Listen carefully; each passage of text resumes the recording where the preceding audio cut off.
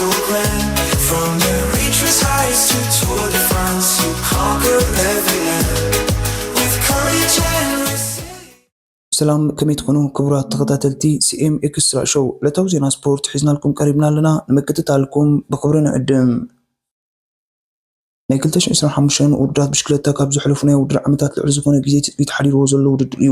ናይዚ ግዜ እዚ ተን ክልተ ዝዓበያ ጋንታታት ዩኤኢ ኢማራትስ ነቲን ቪዝማን ኣብ መንጎአን ዘካይዶ ቅልስ ድማ ብዝያዳ ናይዚ ዓመት ውድድር ካብቲ ተሃራፊ ገይርዎ ዘሎ ልቑሕ እዩ። እዘን ክልተ ጋንታታት ናይ ዝሓለፈ ዓመት ውድድር ውፅኢታተን ብምግምጋም ንሓደአን ዓወተን ዝቕፅል ንሓደአን ድማ ናብ ጎድኒ ዓወት ከም ዝስወን ዝኽእሉ ወሰንቲ ዕድገታት ገይረን ይርከባ።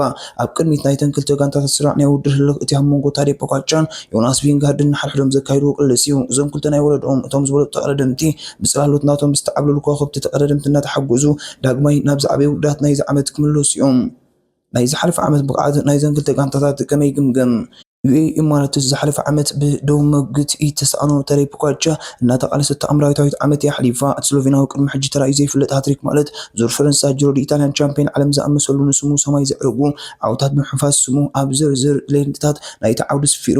ዓወት ፖጋቻ ብሓበራዊ ስራሕ ኣባላት ኢማራትስ ዝተረኸበ እዩ ነይሩ። እታ ጋንታ መላእ ናይ ዝውድር ዓመት ብዝነበረ ዕምቆት ናይ ተቀዳደምታን ዘይተገማት ታክቲካዊ ቅዲ ፀወታን መጋጥምታ ጋንታታት ግዳይ ጌራ ደሚቃ ክትወፅእ ክኢላ። ከም ጃው ኣልሜዳ፣ ኣዳምያት ስኳን ኣይሶ፣ ማርክ ቲም ዊለንስ ዝኣመሰሉ ኣባላት ናይታ ጋንታ ክለቦም ዝሓለፈ ዓመት ዓብላሊት ኣብ ዝነበረሉ ግዜ ቶም ጎሊሖም ዝወፁ ተቀዳደምቲ እዮም። መዛምስ ዘይረኸበ ተዓፃፃፍነት ናይ ተፃዋርነት ዓቕምን ፖጋቻ ኣብ ናይ መድረኻት ኣብ ናይ ሓደ መዓልቲ ውድድራት ፀብለሎም ክወፁ ከለዉ ንክለብ ዩኤኢ ኢማራትስ ድማ ብዝተፈላለዩ ዝተሳተፈሎም ግንባራት ልዕል መዛኑ ጋንታታት ዓብላልነታ ኣንፀባሪቃ እያ። ብወገን ጋንታ ቪዝማ ምስ ንዕዘብ ድማ እታ ጋንታ ናይ 2023 ዓብላልነታ ዝሓለፈ ዓመት ክደግሞ ይከኣለትን። ኣብ 2023 ኣብ ዝተኻየዱ ሰለስተ ናይ ግራንድ ቱር ውድድራት ጋንታ ቪዝማ እያን ሰለስተ ውድድራት ተዓዊታትሉ። ቲም ቪዝማ ዝሓለፈ ናይ ውድድር ዓመት ዝተፈላለዩ ቡድኖታት ካብቲ ናይ 2023 ክብራ ካብ ምላስ ዓጊትዋ። መስበርቲ ወሰን ተቀዳደምቲ ወንቱ ቫን ኣርት፣ ዮናስ ቪንጋርድን ካብቲ ነዛ ጋንታ ዝሓለፈ ዓመት ደኺማ ንክትርአ ዝገበሩ ልቑሓታት እዮም።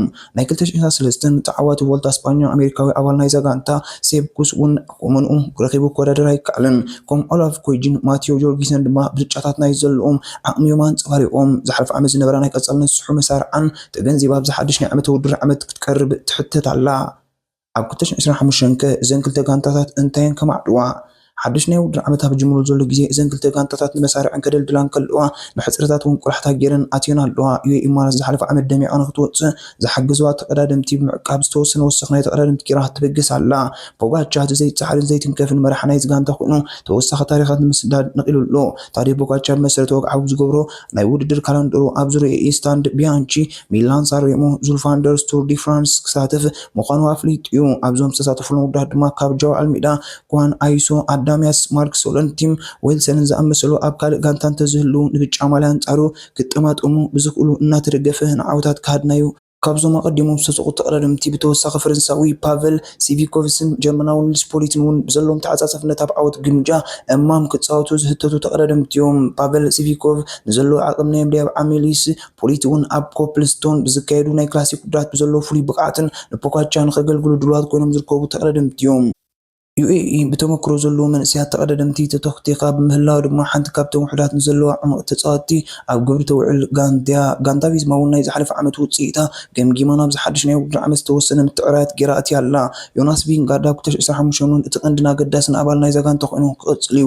ኣብዚ ናይ ሎሚ ዓመት ካላንደሩ ድማ ኣንጻር ታዴ ፖጋቻ ክረኽብዎ ኣብ ዝኽእሉ ቱር ዲ ፍራንስ፣ ቮልታ ስፓኛን ቻምፒዮን ዓለምን ዝኣመሰሉ ከም ተቀዳዳማይ ብሉጽነቱ ከውፅእ ኢሉ ዝኽእሉ ውድድራት ክሳተፍ እዩ። ኣብ ጃይኳል ኡላ ኣብ ምፅዋት ፀንሐ ሳይሞን ያተስ ዘለዎ ተመክሮን ዓቕሚ ናይ ምድያብ ዓቕሙን ተራእዩ ናብ ቲም ቪዝማ ክመፅእ ተገይሩ ዘሎ ተቀዳዳማ እዩ። እቲ ኣብ ዝኣተወ ውድድር ብተዓፃፃፍነቱ ክዕወት ዘይፅገም ወንቱ ቫን ኣርት ኣብ ዝሓድሽ ናይ ውድድር ዓመት ታርጌት ገይርዎ ዘሎ ውድድራት ናይ ግራንድ ቱር ውድድራት ጂሮ ዲ-ኢጣልያ፣ ዙር ፈረንሳን ናይ ክላሲክ ውድድር ዙልፋንደርስን ፓሪስ ሩባይክን ክሳተፍ አንቂሉ ኣሎ። ቫን ኣርት ድሕሪ 2020 ንፈለማ ግዜ ደረጃ ሞኒመንት መለክዒ ኣብ ዘሎ ውድድር ምስታፍ ድማ ካብቲ ቀንዲ ሸቶታት እዩ። ናይዚ ዓመት እዮም ክሪስቶፈር ላፖርተ፣ ማቴዎ ጆርጊሰን፣ ኦላፍ ኮይጅን ቲም ቪዝማ ኣብ ናይ ክላሲክ ውድድራት ንፀንሐ ክብሪ ንምምላስ ዓጢቖም ዝተበገሱ ተቀዳደምቲ እዮም። መንእሰያት ከዋክብቲ ቺያን ኡቱዴብሮክስን ቪክቶር ካምፔናርትስን ድማ ኣብ ታክቲካዊ ምትዕፅጻፍ ናይዛ ጋንታ ቀንዲ መራሕቲ እዮም።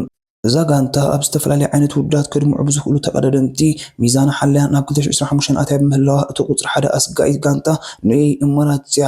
ኣብ ዝሓለፈ 5 ዓመታት ኣብ መንጎ እዘን ክልተ ጋንታታት ዝተረኣየ ቅልስ ንኣርእስቲ ቅድም ምሽክለታ ገዚኡ እዩ። እዘን ጋንታታት ንዓብላልነት ብሪጣንያዊ ጋንታ ኢኒስሄርን ንቁፅሪ 1ን ቁፅሪ 2ን ጋንታታት ብዘክልላ ናይ ዓለምና ተቆፃፂሮን ይርከባ። ስማ ብዝያዳ ናብ ታሪክ ፖጋቻር ጋንታ ቀሪቡ ዝርከብ ዩኤኢ ኢሚሬትስ ቀንዲ ቀዳማይን ዞሃራቲ ስሎቬንያዊ እዩ። ፖጋቻር ኣብ ናይ መድረኻት ኣብ ናይ ክላሲክን ዘለዎ ዓብላልነት ዩኤኢ ከም ጋንታ ተሳተፍሎም ውድድራት ክተስፍሑ ሓጊዝዎ እዩ።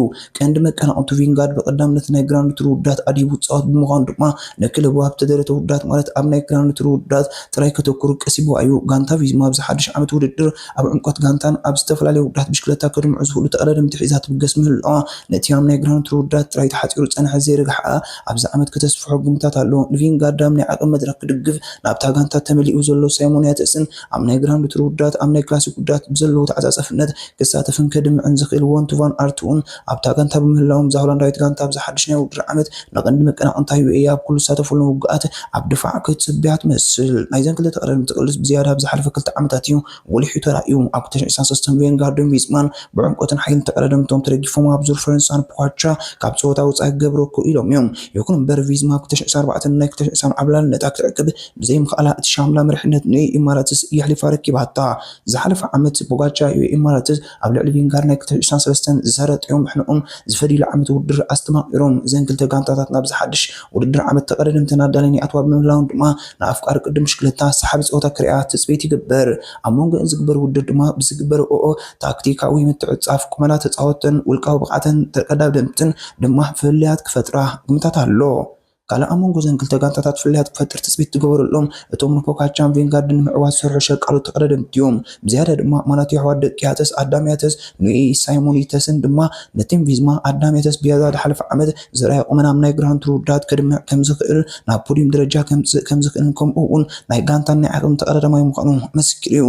ኣብዚ ዓመት ውድድር ብማላ ቪዝማ ዝወዳደር ሳይሞን ያተስ እውን ከም ማንታ ሓዊ ተመሳሳሊ ብላጫታትን ንቪዝማ ክገዝማ ትፅቢት ኣሎ። ከም በረሓ ክወዳደር ኣብ ዝተሓተተሉ እውን ናይ ምዕቃብ ተኽእሎ ኣቦቱ እዩ። ክልቲኦም ዘንፀባርቑ ብቕዓት ንውፅኢታት መወዳእታን ክውስን ይኽእል እዩ። ኣብ መንጎ ክልቲኦም ዝካየድ ቅልስ እውን ነቲ ቅልስ ተወሳኺ ነዳዲ ይክዕወሉ እዩ። ኣብ ክላሲክ ውድድር ዝካየድ ቅልስ እውን እዘን ክልተ ጋንታታት ላዕለዋይ ኢድ ንምሓዝ ዝገበረኦ ካልእ ዓውዲ ኩናት እዩ። ኣብዚ መዳይ ዝሓለፈ ዓመት ኣብ ናይ ክላሲክ ዓውታት ታሪክ ፖጋቻር ዓመት ንዝነበረ ጀርመናዊ ሊስ ፖሊት እዩ። ህላውና ናይ ዝተቐዳደማይ ድማ ፖጋቻር ናይ ግራንድ ቱር ውድድራት ብተወሳኺ ናይ ክላሲክ ውድድራት እውን ከተኩር ሓጊዝዎ።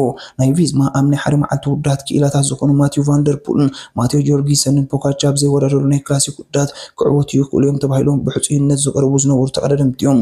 ተዓፃፃፍነት ወንቱ ቫን ኣርት ንቪዝማ ኣብ ናይ ክላሲክ ውድድራት ጫፍ ዓወት ጥራዩ ከብፅሓ እንተ ፖጋቻር ግን ካብ ግዜ ናብ ግዜ ልዕሊ ናይ መድረክ ውድድራት ተቐዳዳማይ ምዃኑ ምስካር ስሙ ኣብ ዝርዝር ሓደ ካብ ናይ ኩሉ ግዜ ዝበለፁ ናይ ክላሲክ ክኢላታት ክስራዕ ክኢሉ እዩ። ናይ ሓድሽ ዓመት ውድድር ኣብ ኣጋሚ ጅማር ምህላው ሎም ዓመት መንያ ፀብለላ ክትወፅእ ዝብል ኣርእስቲ ክተዓታላዕዩ ዘሎ ኣርእስቲ እዩ። ናይ ዩኤኢ ምስ ካልኦት ክለባት ዘይዛመን ናይ ተቐዳደምቲ ዕምቆታት ታክቲካዊ ተዓፃፍነታ ምስ ናይ ታይድ ፖጋቻር ዕቁር ዓቕሚ ዘይተደፋሪት ጋንታ ካብ ዝገበርዋ ልቋሒታት እዩ። ነዛ ጋንታ ካብ ናይ ቀዳማይ ተርታ ቦታ ኣሊኻ ከተውዳእ ድማ ኣዝዩ ከቢድ እዩ። ይኹን እምበር ጋንታ ቪዝማ ምስ ተሓዲዩ ዘሎ ጥመትኣ ብፌርማ ወሰን ተቐዳደምቲ ጠንኪራ ምህላዋን ብክተዓፃፀፉ ዝኽእሉ ተቐዳደምቲ ጠርኒቓ ምህላዋን እቲ እንኮ ዩኤኢ ኢሚሬትስ ክትዳፈራ ትኽእል ጋንታ ኮይና ቅሪባ ኣላ። ኣንጻሩ ተካይዶ ፈተናታት ድማ ኣብ ናይ ኤውሮጳ ዝዓበየ ውድድራት ክጠማጠምያ ዝኽተልኦ ስትራቴጂ ቁመናን ቅልጣፍን ናይ ተቐዳደምትን ድማ ንዝረኽቦ ውፅኢት ክድርክን እዩ። ካብ ናይ ክላሲክ ውድድራት ክሳብ እቶም ልዑል ብራኸ ዘለዎም ናይ ዓቕሚ ውድድራት ግራንድ ቱራት ቅልስ ናይ ዩኤኢ ቲም ቪዝማን ነዚ ናይ ውድድር ዓመት ከብሕቶ ትፅቢት ኣሎ። ፖጋቻር አንጻር ቪንጋርድ ኣብ ቱር ዲ ፍራንስ ቫን ኣርት ኣብ ናይ ክላሲክ ውድድር ደቂ ያተስ ኣብ ናይ ግራንድ ቱር ውድድራት ፅልውኦም ክገድፉ ብሓፈሻ ኣብ ናይ 2025 ውድድራት ዘይርስዑ ፍጻመታት ክስነዱ ትንቢታት ኣሎ። ክልቲአን ጋንታታት ምስ ሓድሽ ተሓደሰ ሓይልን ናይዚ ሓድሽ ናይ ውድድር ዓመት ይመፃ ምህላውን ናይዚ ዓመት ስፖርት ውድድራት ኣብ ታሪክ ውድድራት ብሽክለታ ተዘኪሩ ዝነበረ ቅልስ ከካይዳ ትፅቢት መላእ ኣፍቃሪ ቅድም ብሽክለታ እዩ። ዝኸበርኩም ተኸታተልትና ንሕጂ ሒዝና ዝቐረብና ዕለታዊ ዜና ስፖርት እዚ ክትከታተሉ ፅናሕኩም እዩ። ኣብዚ ቅፅል ምክትታልኩም ኣይተቋርፁ ካልእ እውን ስለ ዘሎ ተን 4 ሕግታት ሼር፣ ላይክ፣ ኮመንት፣ ሳብስክራይብ ኣይትረስዑ ወድሓንኩም። አንበሳ ቢበዓል ስረ አንበሳ አንበሳ ቢበዓል ስረ አንበሳ አንበሳ ቢበዓል ስረ አንበሳ